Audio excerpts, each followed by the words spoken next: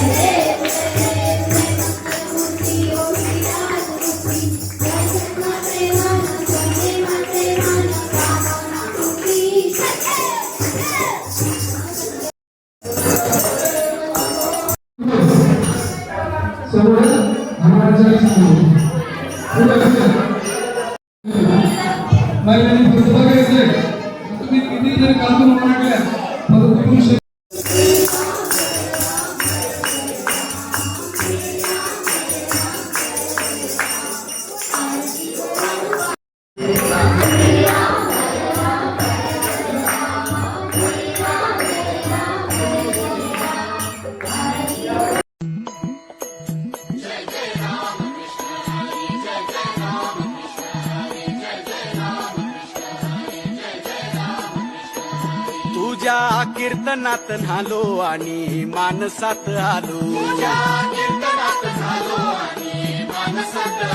हरी नामाचा गजर केला मला मी गावलो जन्म झाला वार करी बात समजली खरी देह देवाची पंढरी विठू मनाच्या गाभारी श्वास झालं जपमाळ मन चिपळ्यानी टाळ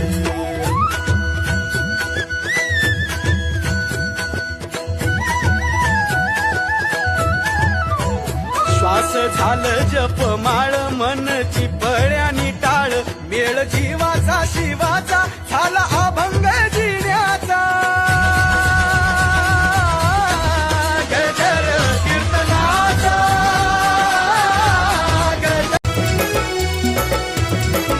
ओ केशव माधव द्रौपदी बांधव पाठी राखा हा पांडवांचा सहस्रभुजा हरी गरुड ध्वजा कृपा सिंधू हा भक्तांचा संत जनाबाई संत सखुमीरा कान्हो पात्रापाशी विठाई माझी विठ्ठल रखुमाई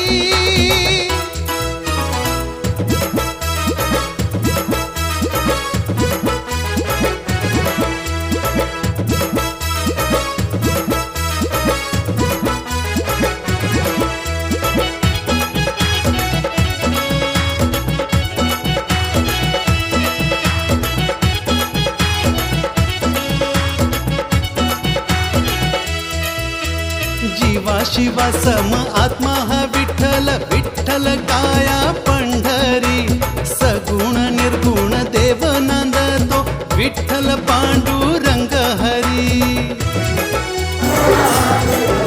ओ जीवा शिवा सम आत्मा हा विठ्ठल विठ्ठल काया पंढरी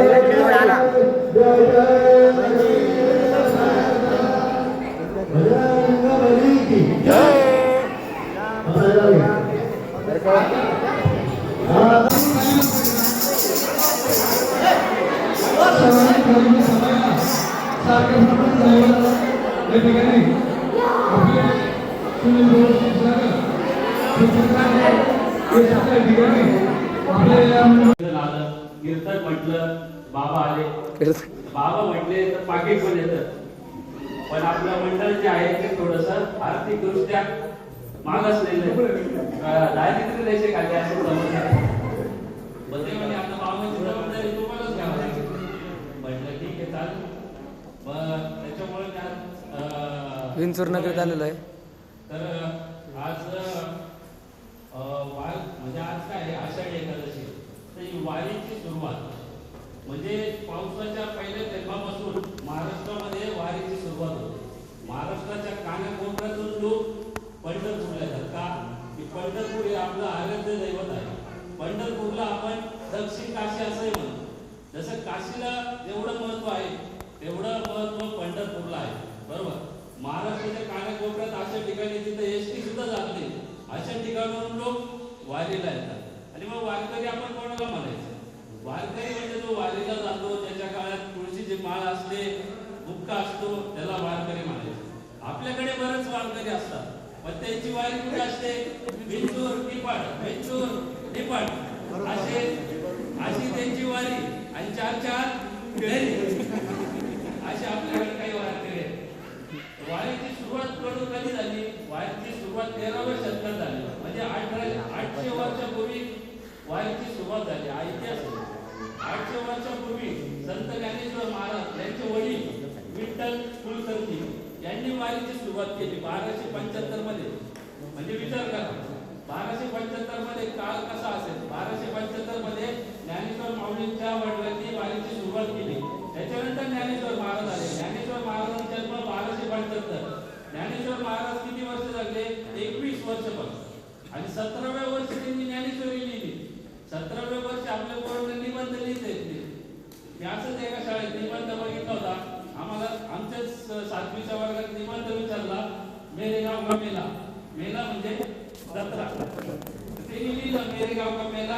त्याला जाळला, त्याचा दावा केला.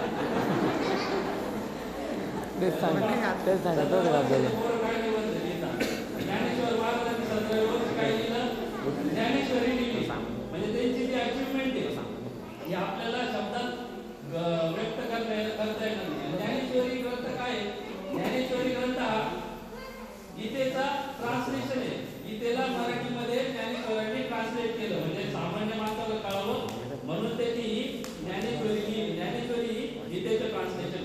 मग ज्ञानेश्वर महाराजांनंतर संत तुकाराम महाराज आले 17व्या शतकात म्हणजे शिवाजी महाराजांच्या काळात. ज्ञानेश्वरांनी मग ही वारी चालू ठेवली. आणि त्यानंतर ज्ञानेश्वरांचे पुत्र संत नारायण यांनी एक वेगळी वारी चालू केली. देहू ते आळंदी वारी चालू केली. आणि मग ते पंढरपूरला जाऊ लागले. आणि अशा प्रकारे ती वारीची सुरुवात झाली.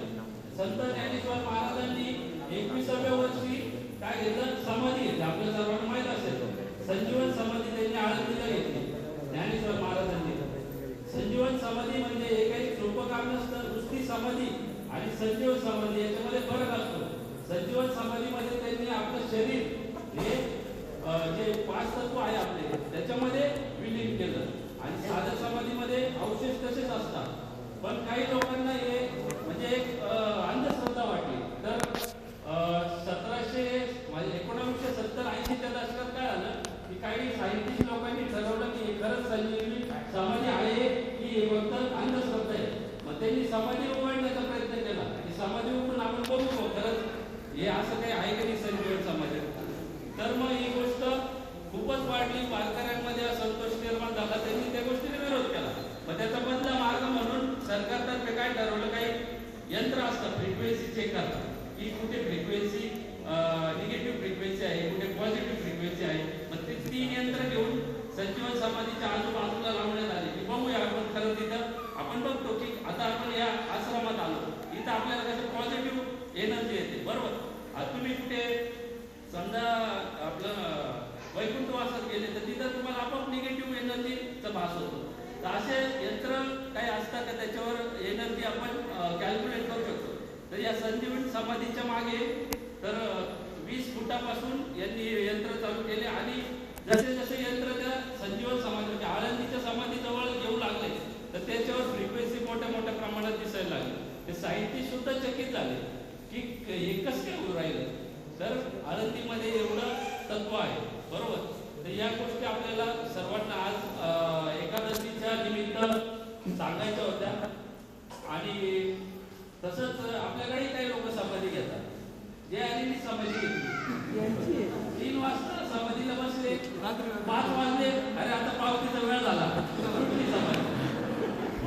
आपले किरण भाऊ बसले समाधीला, किरण भाऊ बसले, 10 मिनिटं झाले, वहिनी आल्या, अहो तो कार्तिक टाकीवर चढला, गेली समाधी. खूपच शेड बसले रसायन त्यांचे खताच्या दुकानात बसले, 1 तास झाला, 2 तास झाला, 3 तासांनी ओ पिऊच्या बाप्पा काय नाटक चालले तुमचे, संपली समाधी. रामा हरळे हे बसले होते 5 मिनिटात त्यांना समाधी तोडावी लागली. अहो उठा, छाती दुख राहिला. आपलं समाधी बघून मी प्रयत्न केला, समाधीला बसलो. समाधीला बसलो, 1 तास झाला, दुसऱ्या तासाला फोन ना, पहिला फोन गेला नाही उचलला, दुसऱ्या फोनला उचलला, का डॉक्टर नाही तुला बोलायला